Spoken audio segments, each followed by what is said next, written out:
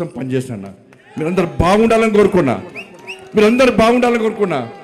ఇలా మీకోసం ఆలోచించి, మీరే మీ మనిషి ఆలోచించి, మీ కుటుంబ వ్యక్తికి ఆలోచించి నా కొడుకుకు టైం ఇవ్వలేదన్నా, నా కొడుకుతో మాట్లాడలేదన్నా.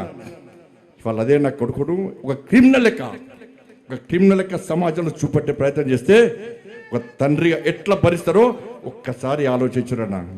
నా కొడుకు నేనేం తప్పు చేయలేనా? మేము ఫ్రెండ్స్ ఉన్నానా? మేము తప్పు చేయలే, కలిసి ఉన్నాం, ఇలా విడిపోయినాం.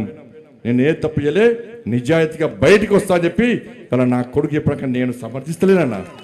తప్పు ఎవరు చేసినా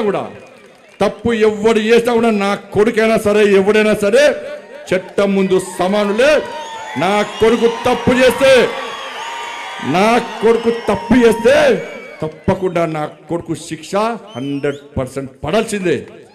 ఇలా నా కొడుకు ఒక రకమైన చట్టం, ఇంకో వ్యక్తికి ఇంకో రకమైన చట్టం ఉండాలని కోరుకునే వ్యక్తి బండి సంజయ్ గారు. సమాజంలో చట్టం ఎవరికి చుట్టం కాదు, సమాజంలో చట్టం అందరికీ సమానమన్న విషయాన్ని ఇవాళ నేను స్పష్టం చేస్తున్నానా.